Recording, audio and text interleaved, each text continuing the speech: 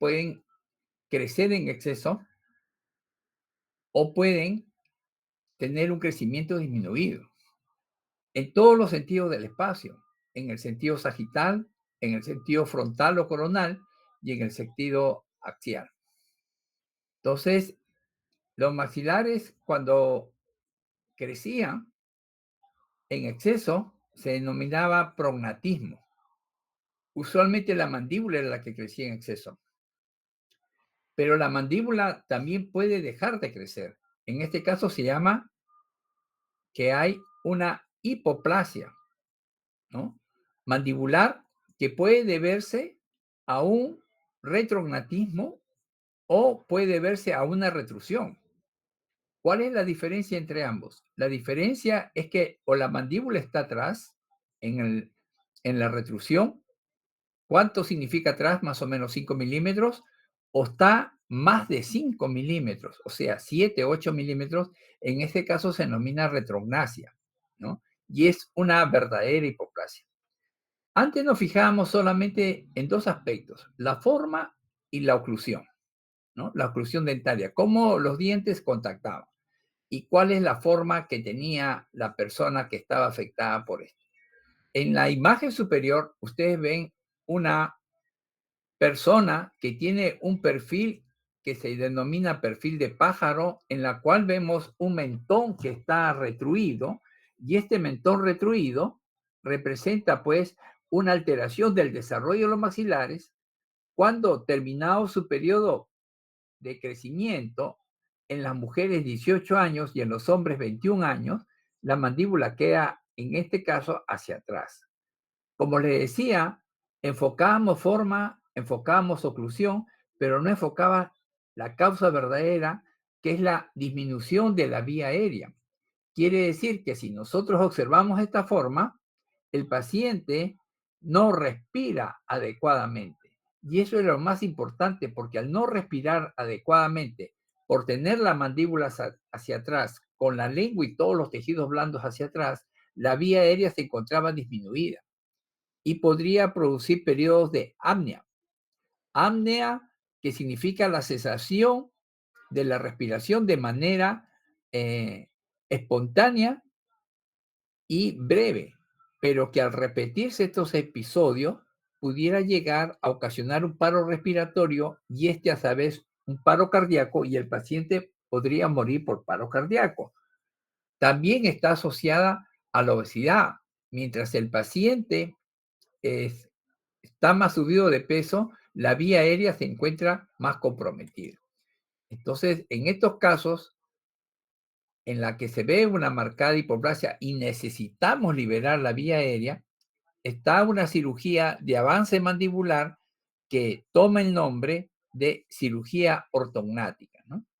Entonces, en la imagen de abajo, ustedes pueden ver un antes y un después, no solamente de los huesos maxilares, sino de todos los tejidos blandos que involucran y la liberación de la vía aérea.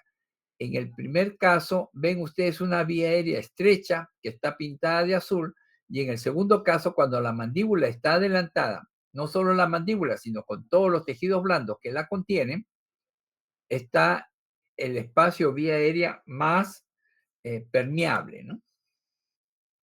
Entonces, orto significa normal o recto y natos se refiere al maxilar, ¿no? Los griegos eran los primeros que empezaron a estudiar las proporciones, ¿no?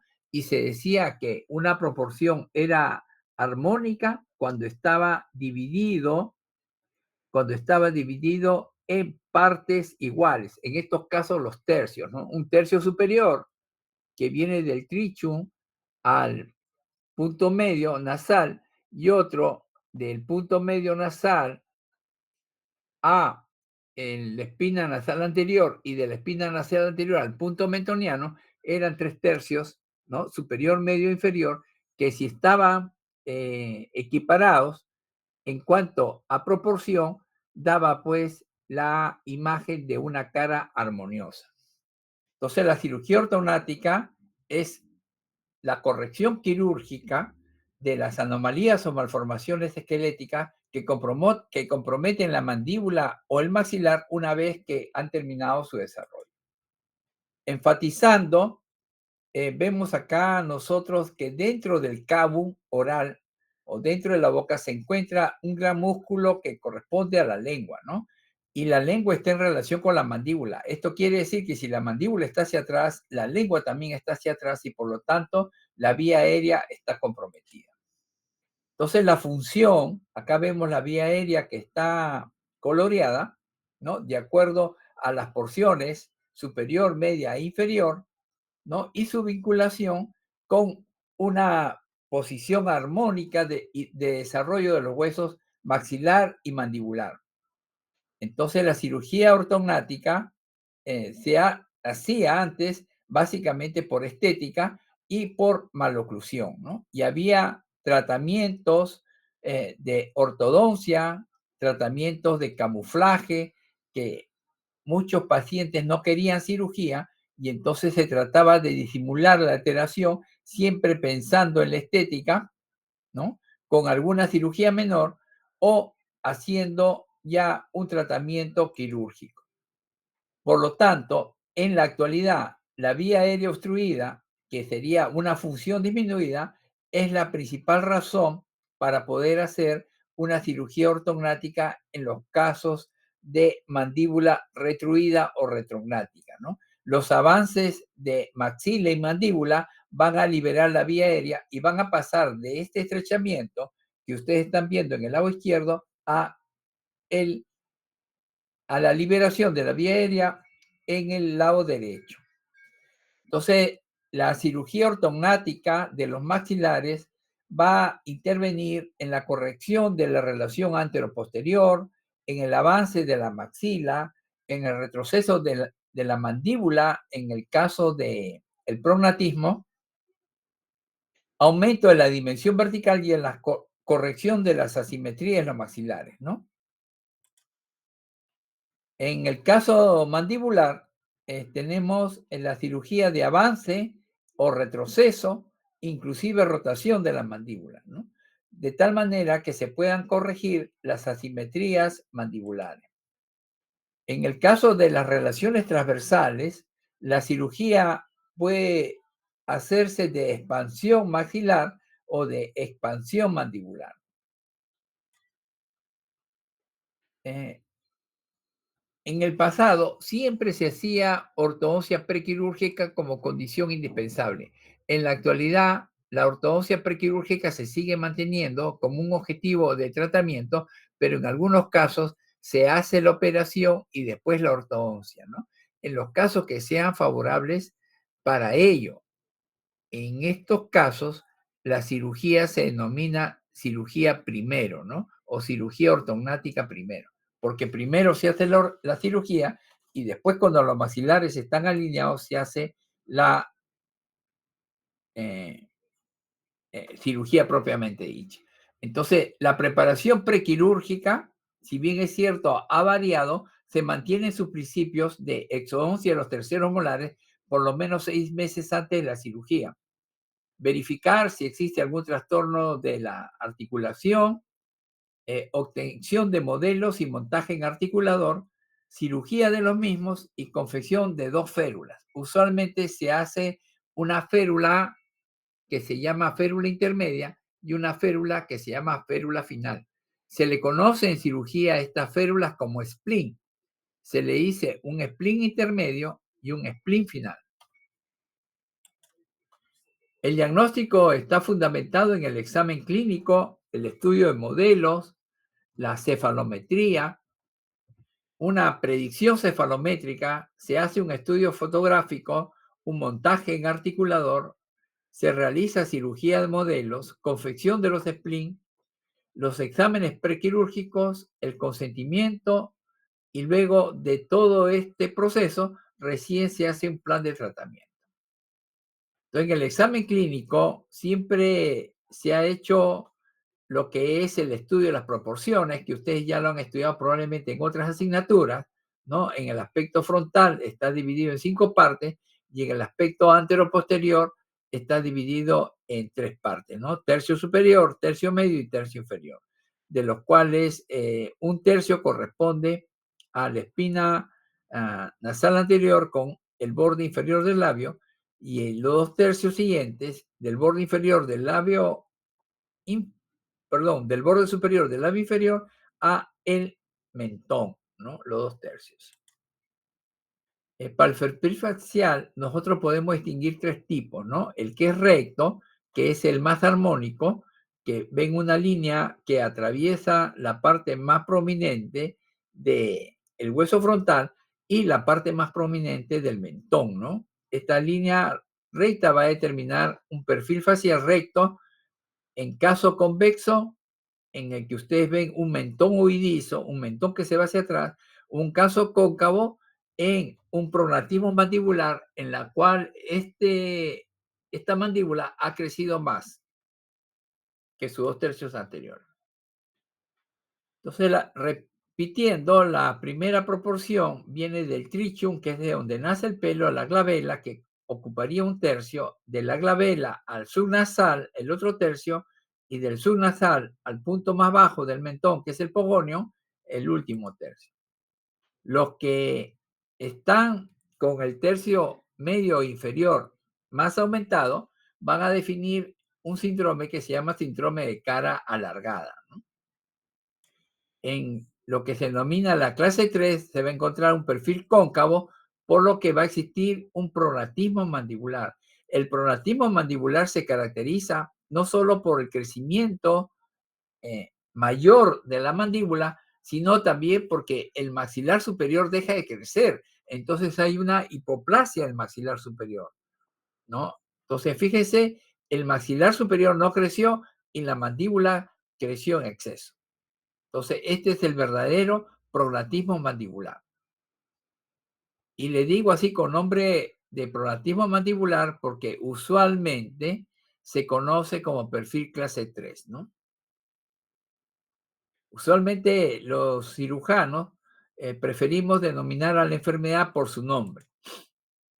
Entonces, la alteración del plano oclusal, ustedes lo pueden ver, ¿no? Este plano oclusal está alterado. Fíjese, cuando está inclinado, nosotros decimos que está canteado, ¿no? Entonces, acá vemos un plano oclusal canteado.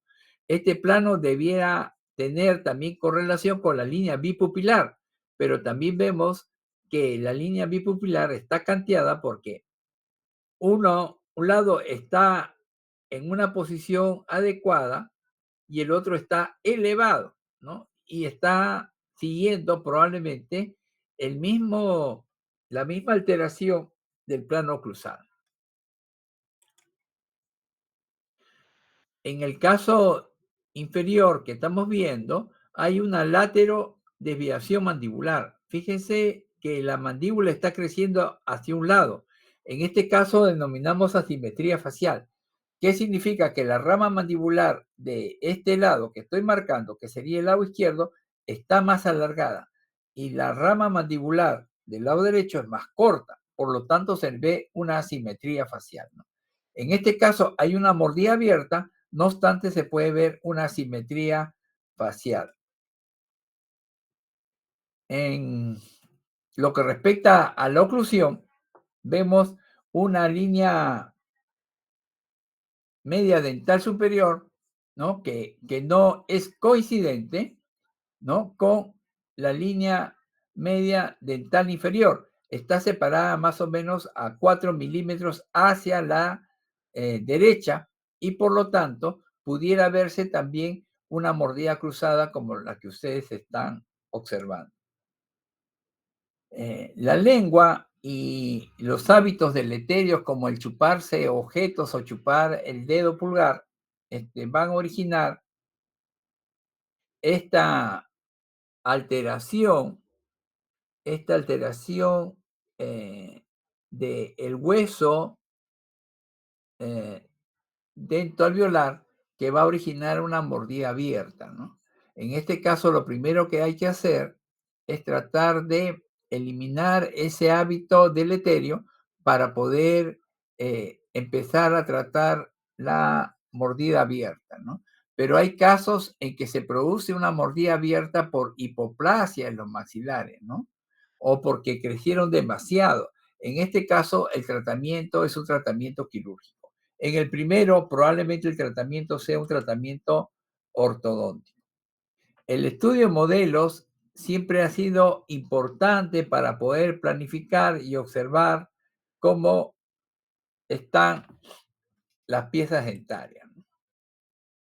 También es importante el análisis cefalométrico, que no lo vamos a desarrollar, porque esto se desarrolla en otras asignaturas, pero sí como desde el punto de vista del cirujano, sí vamos a ver que en este examen cefalométrico o lateral, mejor dicho, vamos a ver el espacio orofaringio, ¿no? El espacio orofaringio puede ser de 6, de 12 o de 15 milímetros. Cuando nosotros hablamos de un espacio orofaringio de 6, quiere decir que este espacio orofaringio está disminuido. En el pronatismo les había mencionado que hay un exceso de crecimiento de la mandíbula y una disminución del crecimiento del maxilar, ¿no? Por lo tanto, hay una proyección notable de la mandíbula que va a hacer que, comparado al maxilar superior, se vea que este está retruido y que hay una mordida abierta. Entonces, hay prognatismo que está asociado a un crecimiento excesivo del mentón. En este caso hablamos de un promentonismo.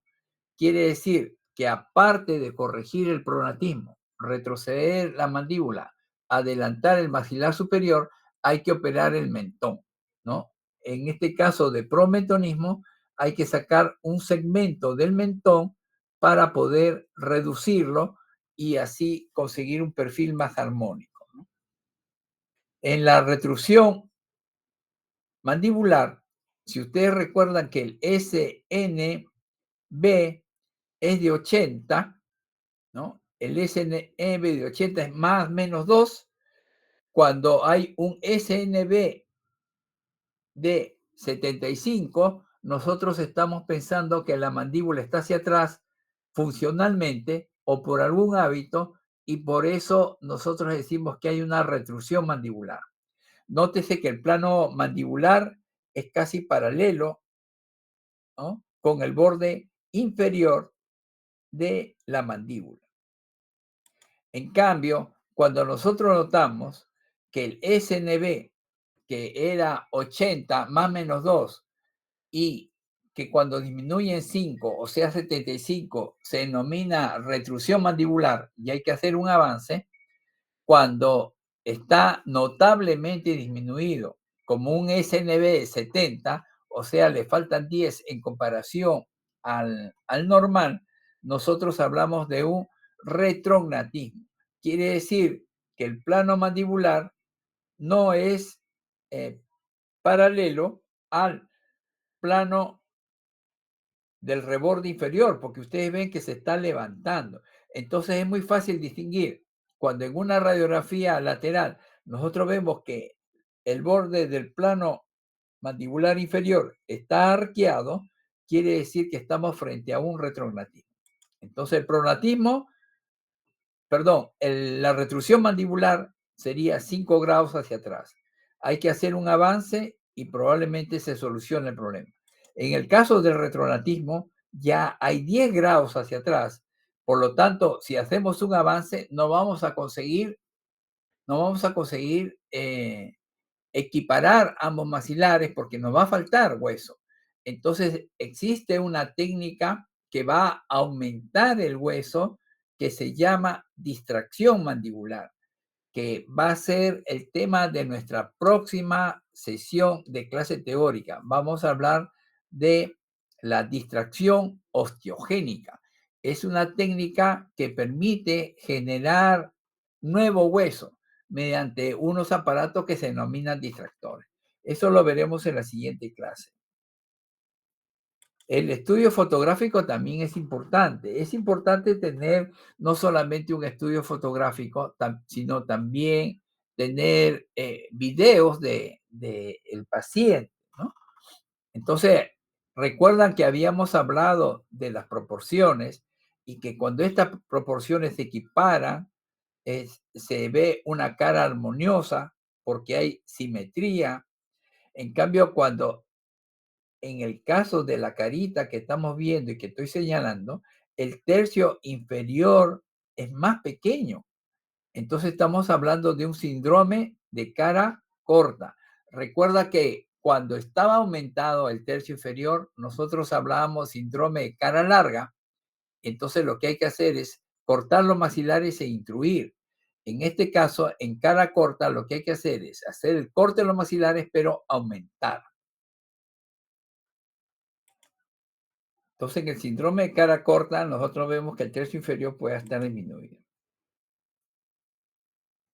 ¿Cuándo es el momento de la cirugía? El momento de la cirugía es cuando el crecimiento ha terminado, ¿no? Entonces, el crecimiento ha terminado cuando existe este huesito sesamoideo, ¿no? Que acá lo podemos ver en el esquema y aquí lo vemos en la imagen radiográfica. Hay que hacer un estudio cefalométrico completo y hay que ver compromiso con la función respiratoria, con la deglución y también un trabajo de planeamiento más específico en caso de grandes deformidades. Entonces, en el análisis falométrico lateral, no solo hay que fijarnos en la forma y en la oclusión, sino fundamentalmente, como les he estado mencionando, en la vía aérea que representa la función respiratoria. En el análisis falométrico lateral vemos los planos oclusales, bipupilares, ¿no? En sentido transversal y en sentido vertical. Las fotografías postquirúrgicas en el síndrome de cara corta, fíjense cómo se aumenta el tercio inferior y ya nuevamente se recupera la proporción, ¿no? Y se ve un rostro bastante armónico y bastante bello. El montaje en articulador es parte del proceso de planeamiento. Se monta en articulador usando el arco facial para poder determinar la mejor posición o la posición más aproximada a la realidad de los maxilares y a partir de allí empezar a planificar cuánto es que tenemos que mover, ya sea de avance, de retroceso, de intrusión o de extrusión. Pero una vez que hemos hecho eso con los modelos que ya están montados, nosotros vamos a hacer el primer splint, que es el splint intermedio o férula intermedia, y esta férula va a servir para posicionar al maxilar superior cuando nosotros lo hemos cortado. Por ejemplo, en el pronatismo, el maxilar superior está hacia atrás, ¿no es cierto? Porque dejó de crecer. Entonces, ese maxilar superior nosotros lo cortamos y lo tenemos que adelantar. Pero ¿hasta dónde lo vamos a adelantar? Hasta lo que hemos planificado. ¿Y cuál es la base para adelantar el splint que hemos hecho? Porque el splint en los modelos, por ejemplo, vamos a adelantar 5 milímetros antero-posterior y vamos a lateralizar 2 milímetros hacia la derecha. Entonces, los modelos los montamos en esas posiciones con esos datos y hacemos el split de esa manera. El split previamente esterilizado lo llevamos a sala de operaciones y en el momento que hemos cortado el maxilar y ya está descolgado, vamos a usar el split como guía oclusal para conseguir los 5 milímetros de avance y los 2 milímetros de lateralidad. Es decir, vamos a posicionar al maxilar superior en la posición que hemos previamente diseñado. Pero para desarrollar estos splints, ¿no? Nosotros hemos montado y vemos que, por ejemplo, hay una deficiencia transversal del maxilar superior y vamos a montarlo nosotros tratando ya de corregir esa deficiencia en el modelo de yeso. Como ustedes ven acá, se va a hacer una segmentaria, o sea, se va a hacer unos cortes en la manera que ustedes están viendo y una vez que ya está realizado esto, se vuelve a montar en articulador y se confecciona el sprint intermedio, que va a ser la guía, ¿no? La férula quirúrgica es la guía que vamos a tener nosotros como reparo para posicionar el maxilar o la mandíbula una vez que estos están con hechos el corte y están liberados. El examen preoperatorio es muy importante. Tenemos que tener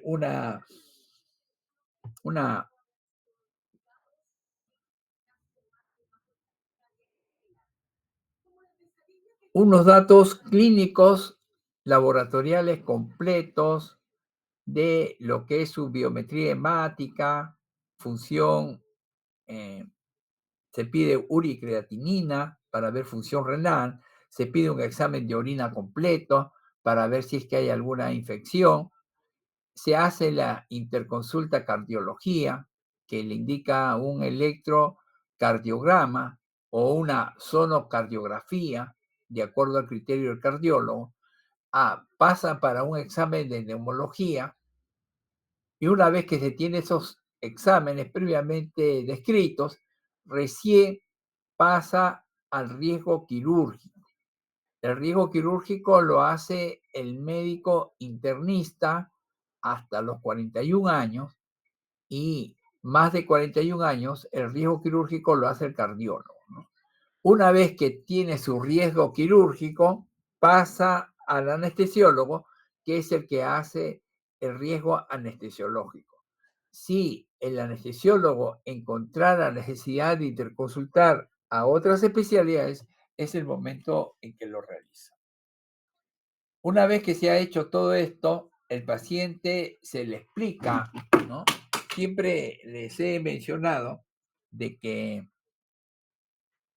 el consentimiento informado no es la firma de un documento, el consentimiento informado es un proceso, por lo tanto, debiera explicársele al paciente las ventajas y las desventajas de hacer o no hacer esta intervención, así como los posibles riesgos que pudiera tener. Una vez que el paciente entendió todo este proceso, el tiempo de descanso médico que va a necesitar, las secuelas que pudieran presentarse, el paciente lo firma y nosotros procedemos a la programación. Recordar que de la misma manera que el paciente ha firmado y ha dado su consentimiento, el paciente también tiene el derecho a revocar el consentimiento informado. El gol estándar se refiere a las reglas de oro, ¿no? Las reglas de oro que nosotros debemos observar durante la cirugía ortognática. Entonces, la primera es verificar la posición de la mandíbula respecto a la base del cráneo. Verificar la posición de la mandíbula con respecto a la base del cráneo. La osteotomía de la cara interna de la rama mandibular, hacerla a 10 milímetros sobre la espina de Spic para evitar el daño del nervio dentario inferior. Cuando se coloca los tornillos con mini placas, debe ser a más de 7 milímetros de los ápices dentarios, ¿no? Para evitar lesionar los ápices dentarios. A veces no se puede hacer 7 milímetros, por lo menos 3 milímetros de los ápices dentarios, sobre todo en la región posterior, ¿no? Cuando hay más de 5 milímetros de separación, ¿no? Entre hueso y hueso, como en este caso, por ejemplo, en este caso hay una separación. Lo ideal es colocar injerto óseo, ¿no? Para tratar de que evolucione más rápido. Aquí, en este caso, nosotros vemos que esta es la espina Spic, que está marcada con rojo, por donde ingresa el nervio dentario inferior, y el corte debe ser por lo menos a 3 milímetros, ¿no? 10 milímetros anterior y 3 superior. Y estos son los cortes que se hacen cuando se están haciendo osteotomías segmentales. La ortodoncia prequirúrgica es importante porque da una mayor estabilidad, se consigue la oclusión que se está planificando y debe hacerse previamente 6 a 8 meses antes, ¿no? Después de la operación se realiza un nuevo alineamiento cuando los maxilares ya están conectados, se realiza lo que se llama la ortodoncia postquirúrgica, que podría ser de 3 a 6 meses. Como quedan algunos espacios todavía que no han interdigitado adecuadamente, con sistema de ligas, el cirujano es que va aproximando ambos maxilares. Vamos a hablar rápidamente de las técnicas, ¿no? Las técnicas en maxilar superior son el corte transversal, ¿no? De la parte anterior a la parte transversal, como ustedes están viendo, y se llama Lefort 1, ¿no? Entonces se hace un corte similar al que describió el profesor René Lefort, y con ese corte nosotros podemos movilizar la mandíbula hacia adelante, hacia abajo, hacia arriba, hacia la derecha y hacia la izquierda. En cirugía ortognática usualmente no usamos estos cortes, salvo que se trate de casos muy complejos como la craneosinostosis. Aquí en el lado derecho ustedes ven la niña que presenta un cierre prematuro de la estructura media sagital, ¿no? Que ha hecho que no pueda desarrollar en sentido transversal es síndrome de Cruzón, y las cavidades de los ojos oculares se cierran prematuramente de tal manera que eh, permiten que los ojos, los globos oculares, se vayan hacia adelante en una expresión que se ve como si el ojo está salido y se llama proptosis ocular, ¿no? Entonces, cierre temprano de la sutura media sagital, proptosis ocular, poco desarrollo del maxilar superior, allí tal vez se tiene que hacer ya estos tipos de cortes, pero no son los cortes convencionales. El convencional, el que siempre nosotros hacemos con la mayoría, por no decir con el 95% de los pacientes, es el FOR1. También se realizan algunos cortes segmentarios, ¿no? Tanto en maxilar superior como en maxilar inferior, ¿no? Básicamente en el maxilar superior se hace un segmentario anterior o un segmentario posterior, ¿no? Para intruir o para extruir. Para eso se utiliza. O hacemos los cortes totales, como ya habíamos explicado, LEFOR 1, 2 y 3. En algunos casos hay una atresia o poco desarrollo del maxilar superior en sentido transversal, y para compensar se realiza una disyunción maxilar con un aparato ortopédico que se denomina Hyrat, ¿no? O expansor maxilar. Entonces, en estas imágenes se representa eh, lo que son las clases 2, 3, y también cómo algunos de estos pacientes pudieran tener un estrechamiento de la vía aérea superior y conducirlos a lo que se denomine el apnea del sueño.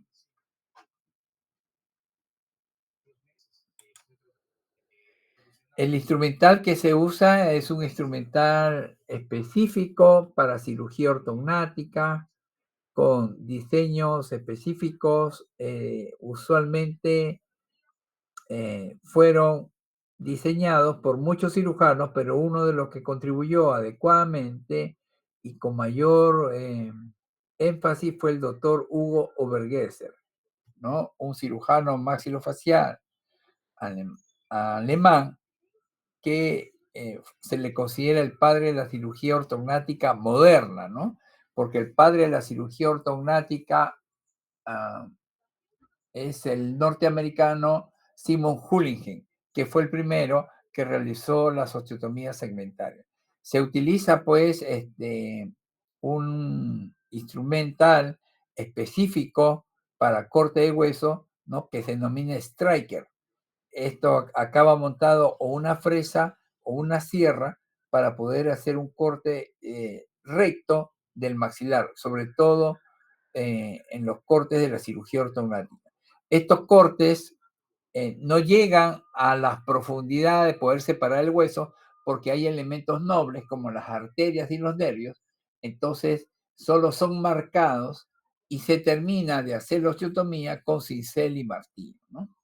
En la actualidad se está usando mucho el piezo eléctrico porque permite al cirujano darle una mayor tranquilidad en cuanto a las posibilidades de poder dañar tejidos blandos como el nervio dental inferior o cualquier vaso. Entonces es el sistema piezoeléctrico que también se ha incorporado al tratamiento de la cirugía ortognal. La técnica Lefort 1 es una técnica eh, segura en la actualidad, es una técnica predecible. Eh, Muchos colegas empezaron a estudiar lo que es la microvascularización, siendo el principal de ellos el doctor Bell, ¿no? William Harrison Bell, un cirujano dentista maxilofacial de los Estados Unidos que fundó la Escuela de Dallas. Muy bien, él es el que empezó a estudiar la microvascularización en macacos y que hizo predecible este corte, ¿no? Este corte, como ustedes están viendo, inicia con la marcación previa anestesia, se hace una marcación con azul de metileno y se realiza un corte que va desde la primera molar del lado derecho a la primera molar del lado contralateral, ¿no? Es un corte alto, incluye el frenillo y se va separando, ¿no? Se diseca, se decola, se usa la sierra mecánica y se realiza una osteotomía que debe ser 5 a 8 milímetros de los ápices dentarios. Entonces, acá ustedes están viendo la arteria esfenopalatina, cómo va ingresando en esta zona, que es la región posterior, que es la zona que se llama la disyunción, porque esta es la apófisis pterigoides del hueso efenoides, y esta es la tuberosidad, y esta unión se llama la unión pterigomaxilar. Esta es la unión posterior. El corte viene siguiendo esta línea y esta unión se hace con cincel, ¿no? Entonces, fíjense cómo se hace esta separación del maxilar y cuando ya esta separación está hecha, a veces puede haber sangrado, por eso se le dice al anestesiólogo que al paciente lo ponga en hipotensión. Al estar el paciente en hipotensión, el sangrado disminuye, ¿no? Eso es importante para que el cirujano pueda seguir trabajando, sobre todo en aquellos casos en que hay mucho sangrado, ¿no? Entonces, fíjese cómo se marca la osteotomía Lefort una vez que está señalada, con la sierra se incide y se separa, ¿no? Miren aquí los cortes, en el esquema son cortes muy bonitos, ¿no?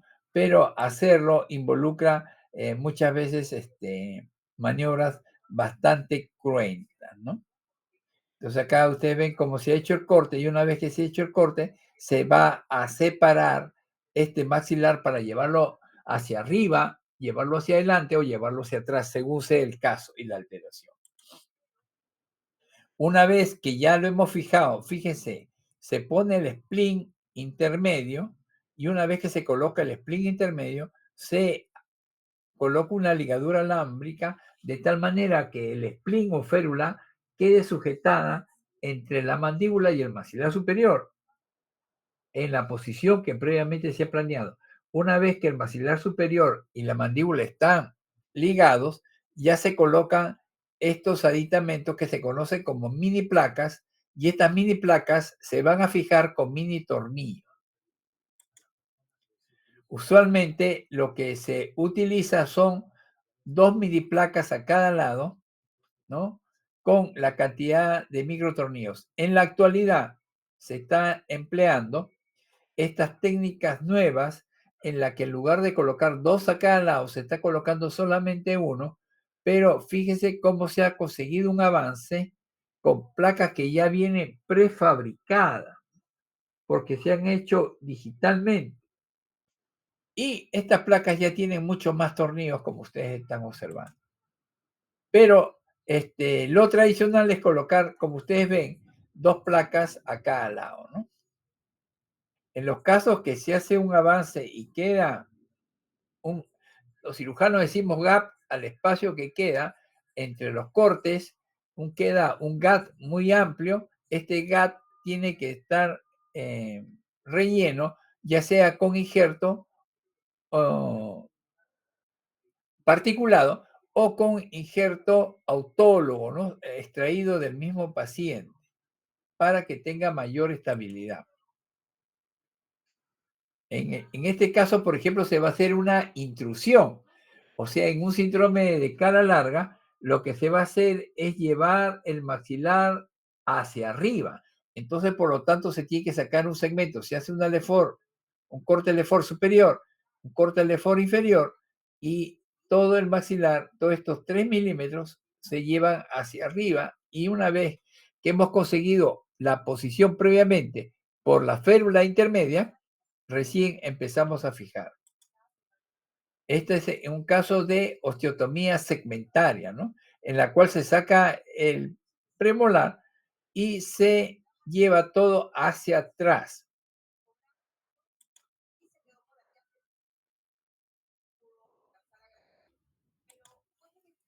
Entonces, la técnica con mini placas y tornillos, la tradicional, es la que se hace como ustedes están viendo, ¿no? 2 mini placas con mini tornillos a cada lado derecho y en el lado izquierdo, para poder fijar.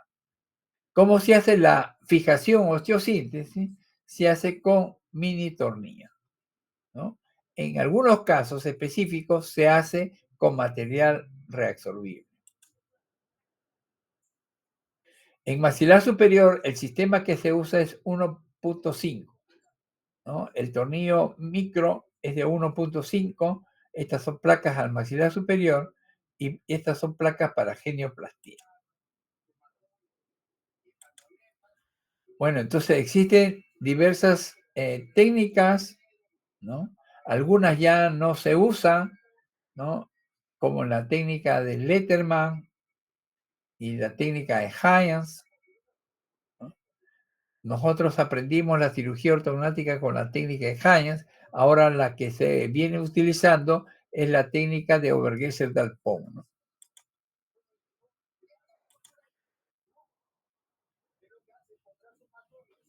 Acá nosotros vemos la osteotomía subapical cuando más o menos están compensados y solo necesitamos retroceder estos segmentos de piezas dentarias.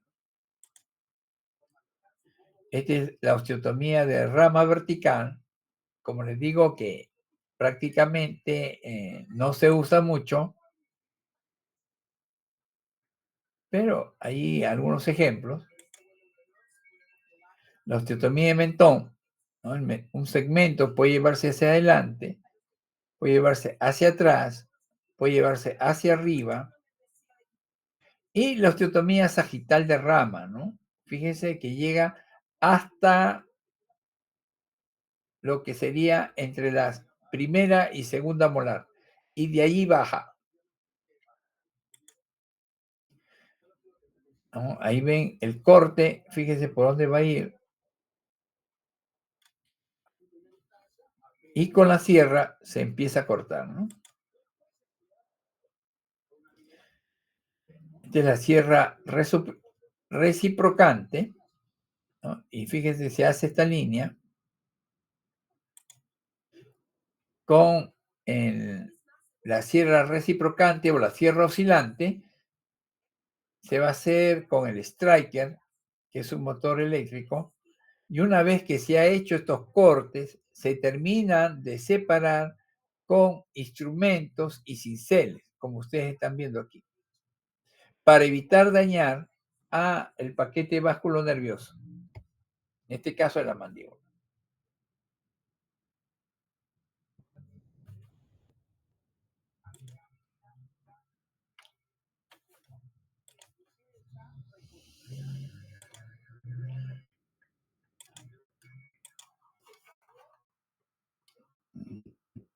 Ya.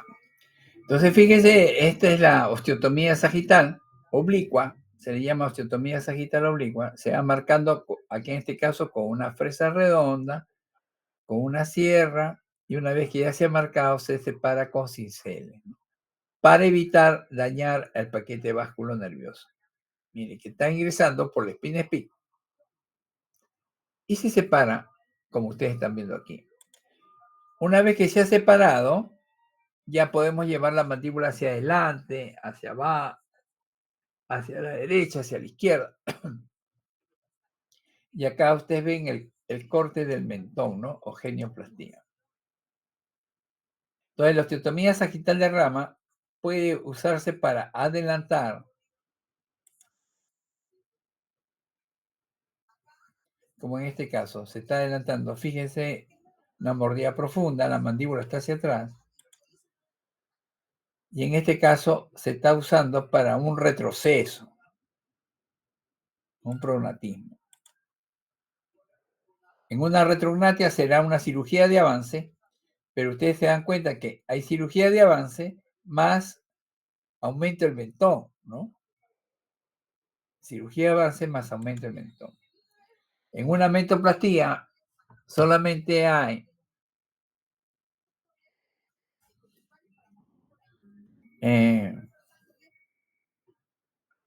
un corte del mentón que lo podemos llevar, como en este caso la figura, hacia adelante para poder compensar la armonía de la forma, ¿no? Acá ven cómo se hace la exposición, tener cuidado del nervio mentoniano, no dañarlo, ¿no? Justo por debajo del mentoniano es que inicia el corte, 2 a 3 milímetros por debajo del mentoniano. En esta, por ejemplo, si se quiere subir, se hacen 2 cortes paralelos, se retira este segmento y se sube, ¿no? Y puede colocarse ya sea con tornillos o con alambre.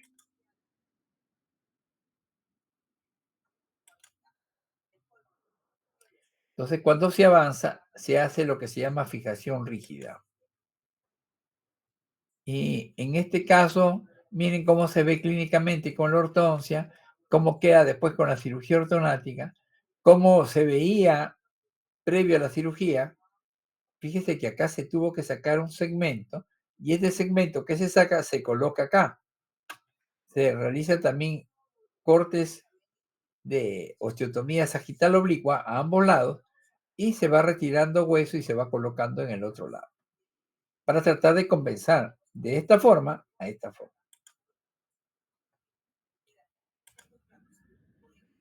Entonces, las indicaciones después de la cirugía son hielo, posición semisentado, no necesita estar echado, dieta líquida, abundante, dieta blanda al tercer día, darle antibióticos, evitar que se resfríe, antihistamínicos, puede deambular al día siguiente, o sea, la deambulación es precoz, la higiene oral estricta y cualquier complicación avisar al cirujano, ¿no? La cita es al tercer día. Las complicaciones pueden ser infección, compromiso vascular, disfunción, maloclusión. Vamos a ver un caso clínico. Miren, se ha puesto un disyuntor palatal, se hace el corte, se activa el disyuntor, se libera la parte anterior, ya se realiza una cirugía tipo Lefort para lograr adelantamiento mandibular.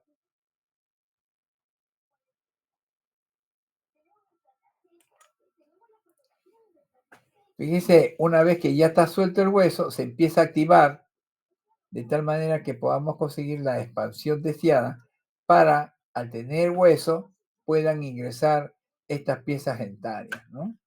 A formar parte de la arcada.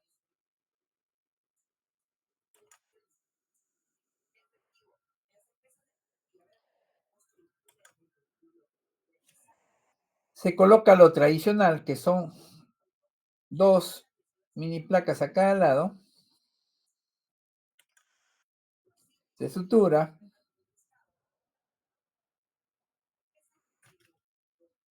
y ahí va terminando el caso. Ya después el ortodoncista va a alinear estas piezas dentarias una vez que ya conseguimos el hueso necesario para que pueda encajar en la arcada.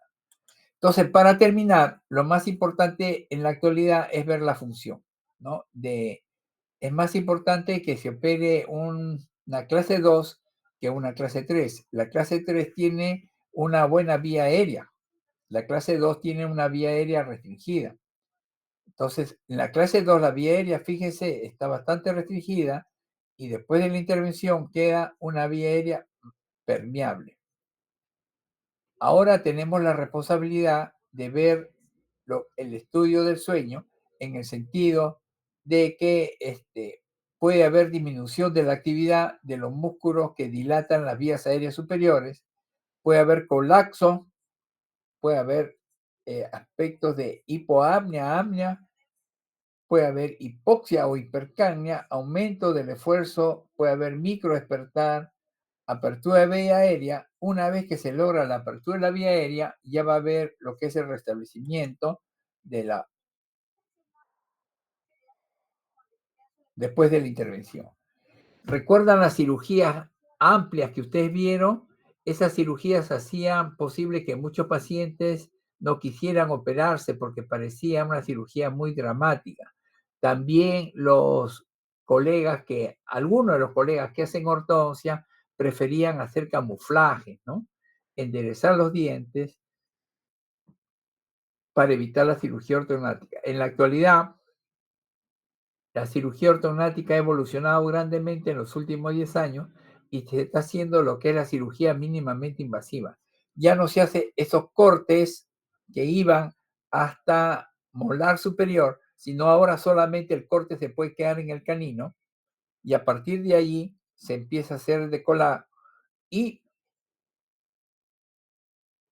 para llegar a la zona de la apófisis o de la disyunción pterigomaxilar se hace una tunelización sin necesidad de hacer un corte grande, ¿no? Entonces, una vez que se ha hecho la tunelización, se pueden colocar las mini placas, ¿no? Fíjese que ahora se hacen los cortes más posteriores y se colocan solo mini placas.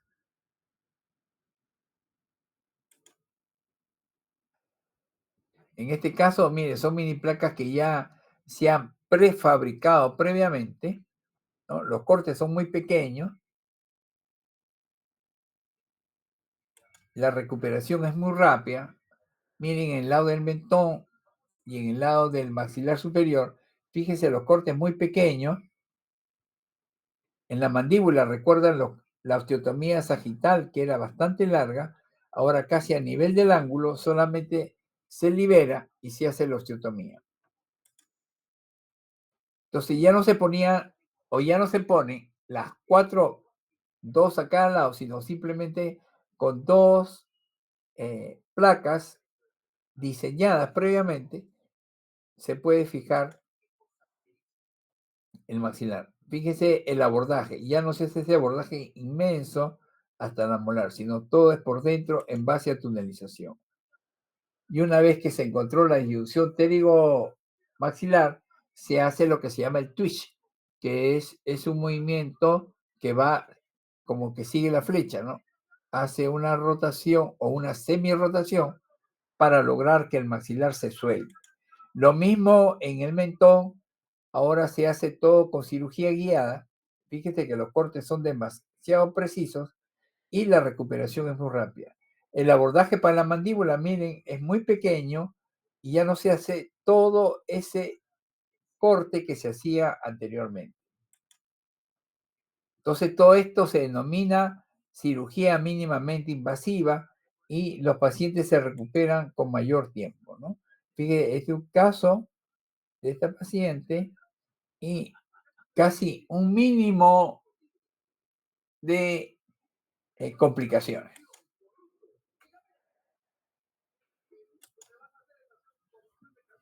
Bueno, ¿existe alguna pregunta?